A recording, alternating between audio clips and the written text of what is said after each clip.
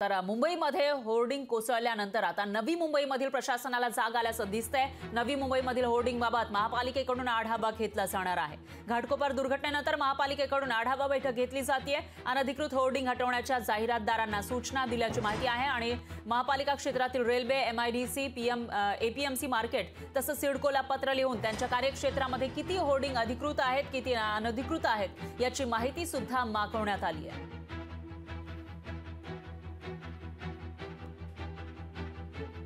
मुंबईमध्ये ही दुर्घटना घडलेली होती ज्याच्यामध्ये अनेकांचा जीव गेला आहे। अनेक जण अजूनही बेपत्ता असल्याची माहिती आहे आणि अशा परिस्थितीमध्ये आता नवी मुंबई महापालिका सुद्धा जाग झाल्याचं पाहायला मिळते। महापालिका प्रशासन जाग झालेलं आहे आणि त्याविषयी आढावा बैठक घेऊन वेगवेगळ्या सूचना या ठिकाणी दिल्या जात आहेत आणि त्याचबरोबर जे अनधिकृत किंवा अधिकृत होर्डिंग असतील त्याविषयीची माहिती सुद्धा मागवण्यात आली आहे।